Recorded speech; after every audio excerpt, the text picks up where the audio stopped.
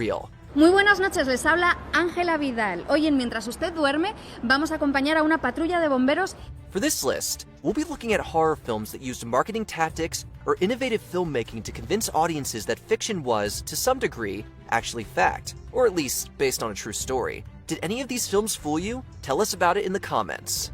Seeing it now, for God's sake. Number 9. The Poughkeepsie tapes. What would you do if you discovered 800 videotapes that turned out to be a serial killer's personal snuff films? I had a tenant in this house here who was a very terrible person. This is the house where they found the Poughkeepsie tapes. Well, if you're anything like the makers of the Poughkeepsie tapes, you'd piece them together into a terrifying found-footage documentary-style slasher flick. The trouble is, even though the film claims the videos are real, they definitely aren't, and the movie is merely masquerading as a true crime. The story of Cheryl Dempsey and what she became is truly one of the strangest, most disturbing things I've ever come across in the history of serial murder.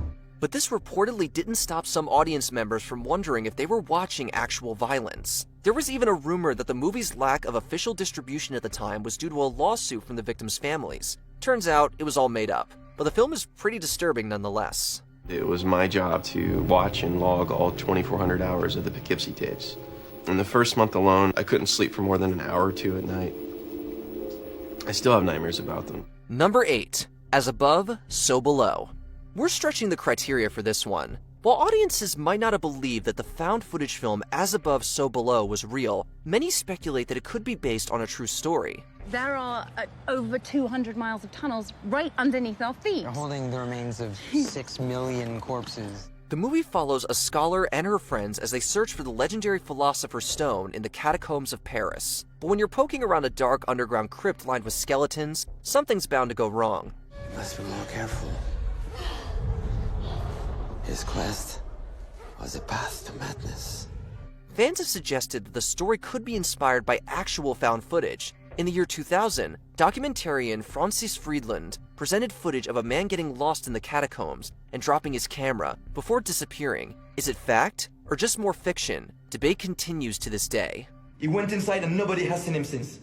So if you want to take this way, go ahead, not with me. Number 7. Guinea Pig 2, Flower of Flesh and Blood. Some movies are so gruesome and detailed that it's hard to believe what you're watching isn't real. This Japanese horror film follows a killer who abducts and dismembers his hapless female victim. The issue is that the special effects used in the film were so realistic, they had some viewers calling the authorities.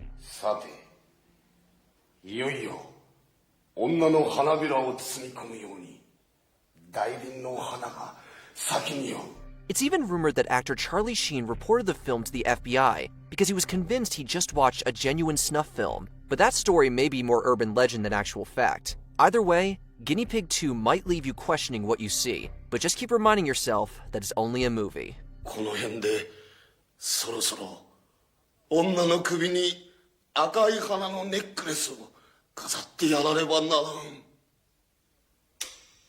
Number 6. The Fourth Kind.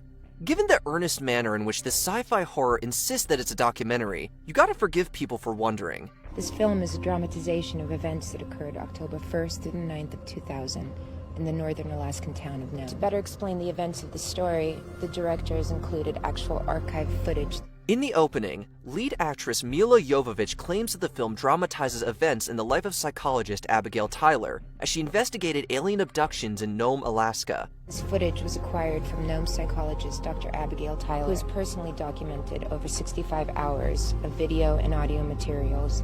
These reenactments are intercut with archived footage, which is of course fake. The movie's marketing exploited real missing persons cases in Alaska, disgruntling Alaskans, and leading to legal action against Universal. In the movie's wake, people wondered online whether the film was real, or at least based on a true story. Well, rest assured, it was entirely fictional.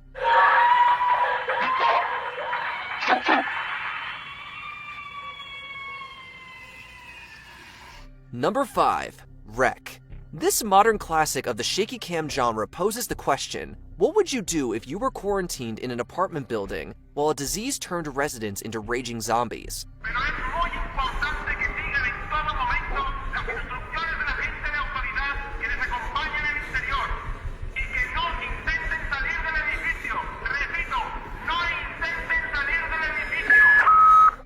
answered, "Film the whole thing while running for my life," then you might fit right in with the cast of this Spanish horror flick. So, who thought it was real? Well, again, we're stretching a bit, but in a sense, the cast. Un pasito a tu derecha, pequeñín. ¿Sabes qué? Me voy a cambiar de lado, si no te importa, por el pelo.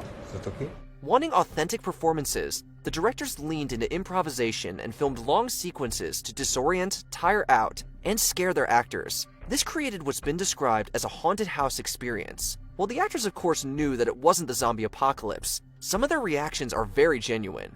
Como nos habían anunciado, el agente de sanidad acaba de entrar en el edificio. Estamos viendo unas medidas de seguridad impresionantes. No sabemos nada. Number 4. The Texas Chainsaw Massacre.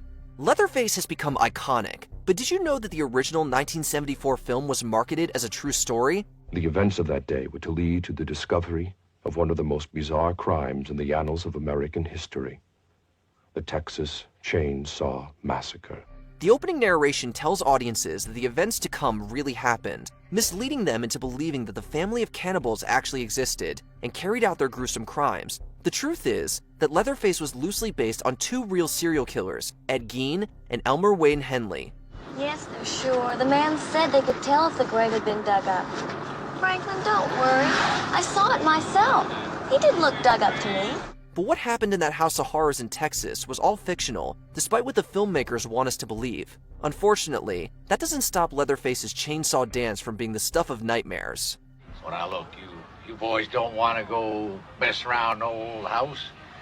Those things is dangerous. You're liable to get hurt. Number 3. Cannibal Holocaust. This Italian found footage film was so convincing that director Ruggero Deodato was charged with murder. This convinced them that I was the only one capable of breaking the evil spell that had been cast over the tribe by their murder of the whites. The charges were dropped once the supposedly dead cast members were interviewed on TV, and the director explained how he used special effects to achieve the film's realism. But Cannibal Holocaust remained extremely controversial. Oh, good Lord.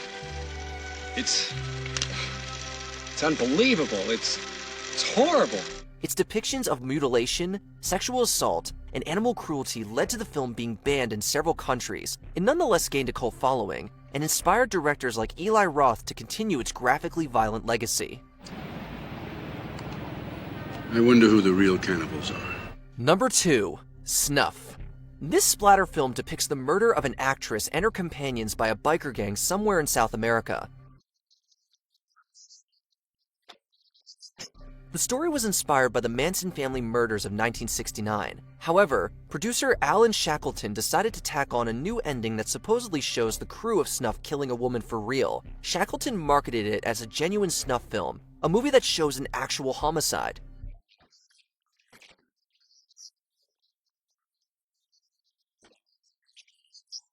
This prompted public outrage and even an investigation by New York District Attorney Robert M. Morgenthau. Fortunately, the movie was soon exposed as a hoax. The murdered actress was in fact alive and well. Despite this, rumors have persisted ever since.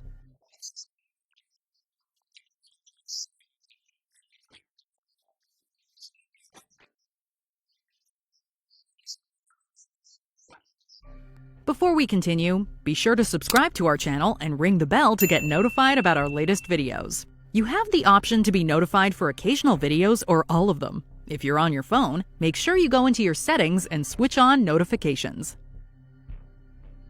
Number 1. The Blair Witch Project.